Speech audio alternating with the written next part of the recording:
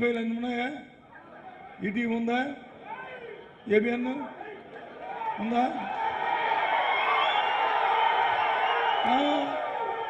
నేను ఎందుకు అడుగుతానంటే ఇవేవో నా మాటలు కాదు, దేవుని కలబల మాట చెప్పలేదు.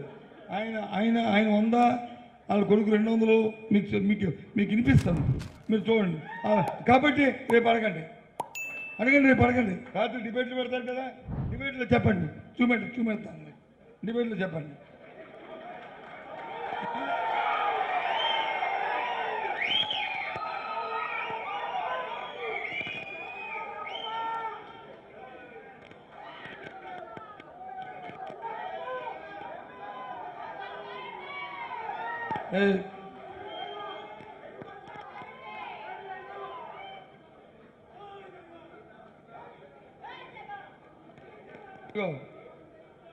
ఆయన కుమారుడు ఆయన 100 ఆయన మాటలు ఇవి. దళిత భరోసా ఎప్పుడు ఇస్తా అన్నాడు? శాసనమండలి సాక్షిగా శాసనమండలి మీద ప్రమాణం చేసి, నా మీద ప్రమాణం చేసి, ఈయన మీద ప్రమాణం చేసి, ఆయన మీద ప్రమాణం చేసి, ఉన్న సభ్యులందరి మీద ప్రమాణం చేసి, ఆయనతో పాటు ఈ జిల్లా మంత్రి అచ్చెన్నాయుడు గారు కూడా ఆ సభలో ఉన్నారు. ఇలా చూడండి, అందరూ ఈ తోడుదొంగలు ఏ విధంగా చెప్పారు తినండి, చూపెడతా. అబ్బాయిది ఇంకో ఫోటో, ఇంకో మాటలు కాదు, చూసారు కదా, టీవీ5 ఏ పేరు, ఇగో చూసుకోండి. ఇగో కౌన్సిల్ సాక్షిగా నేను చెప్తున్నా అధ్యక్ష, తల్లికి వందనం, అన్నదాత సుఖీ భవ. ఏప్రిల్ మే మాసంలో అమలు చేస్తాం. విన్నారా? చూసారు? విన్నారా మీ అందరూ? ఏంటి వీళ్ళందరూ వింటే ఇక్కడ వింటారు, మీరు వింటే రాష్ట్రం అంతా తింటుంది. అందుకు విన్నారు కదా, అడుగుతున్నారు. విన్నారు కదా? ఎంత అబద్ధమండి, ఎంత బరితెగించారండి. సునాయాసంగా అందరి మీద, మా ప్రాణాల మీద, మా దేవుడి మీద ఒట్టేసి చెప్పేస్తే ఏ విధంగా ఉందంటే, ఏ విధంగా ప్రజల్ని మోసం చేస్తున్నారు, దగా చేస్తున్నారు, ఏ విధంగా ఈ మోసం చేస్తున్న ఈ మాసం వాళ్ళు ఏ విధంగా మరి ప్రభుత్వంలోకి వచ్చారనడానికి ఇవన్నీ ఉదాహరణలు, ఇవన్నీ కూడా. అందుకు మీకు చెప్తున్నాను, ఇవాళ ఒక బాధ్యత గల ప్రతిపక్ష పార్టీగా మనం బాధ్యత. సరే, మన ఎన్నికల్లో వచ్చి మనం 40% ఓట్లు వచ్చినప్పుడు కూడా ఏ విధంగా ఓడిపోయామో ఆ భగవంతుడికి తెలుసు.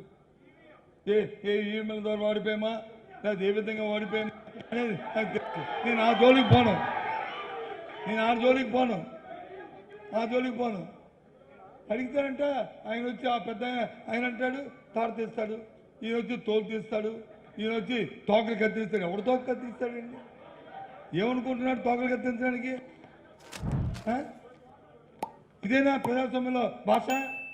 ఇదేనా ప్రజాస్వామ్యంలో మీ తాలూకి అనుభవాలు? ఏమనుకుంటున్నారు? ఇది క్షమించడానికి ఇది ఇలాంటి మాటలు మా బాధ్యత. ఎందుకోసం చేయవు? ఎవరి కోసం చేయవు? ఎందుకు ఇచ్చావు? ఈ మేనిఫెస్టోలో ప్రజలకు ఎందుకు హామీ ఇచ్చావు? రేపు అడుగుతాం వీధులుగా. ఏమడుగుతారో అక్కడ తేల్చుకుందాం, ప్రజల దగ్గర ఎవరి సంగతి ఏంటో తేల్చుకుందాం. అంతేగాని ఇలాంటి కలబుల్లి మాటలతో ఈ జడుపులతో జరిగేది లేదనే విషయాన్ని మీ అందరికీ మనం చేస్తాను. దానికోసం ఈ కార్యక్రమం. ముఖ్యంగా వేదిక మీద పెద్దల్ని రిక్వెస్ట్ చేస్తున్నాను, వేదిక మీద పెద్దల్ని కోరుతున్నాను.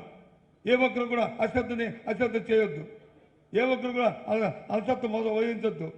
దయచేసి సమాయత్తం చేయండి కార్యకర్తలందరినీ కూడా. ఈ విషయంగా చెప్పండి అంతే. ఏదో రేపు మళ్ళీ ఎన్నికలు వస్తాయి పోతాయి, గెలుపుకోవడంలో ప్రజలు తేల్చుకుందాం, అప్పుడు తేల్చుకుందాం. ఈ జిల్లా గురించి, జిల్లా అభివృద్ధి గురించి, కార్యక్రమాల గురించి పెద్దలందరూ చెప్పారు. ఎవరేం చేస్తారో, ఎవరేం చేస్తారో అన్నీ చెప్పారు. నాయకులు మాట చెప్పొచ్చు, నిన్న మనం చెప్పాను. అంత దూరం వెళ్ళగాని ఇంకా ఇంకొక సమావేశంలో అభివృద్ధి గురించి వాటి గురించి తెలుసుకుందాం. నిన్న ఇప్పుడు చూశాను, పాపం రామ్మోహన్ నాయుడు గారు ఒక స్టేట్మెంట్, ఏదో కర్నూలులోనంట విమానాలు ఎక్కువ తిప్పేస్తారంట. పక్కన ఉన్న వైజాగ్కి దిక్కులేదు, ఉన్న విమానాలు పోతే,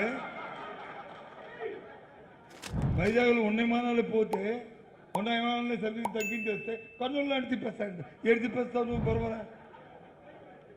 నాకు అర్థం అవ్వట్లేదు. మాట్లాడినప్పుడు నిన్న ఏంటి మనం ఏంటి అన్న ఆలోచన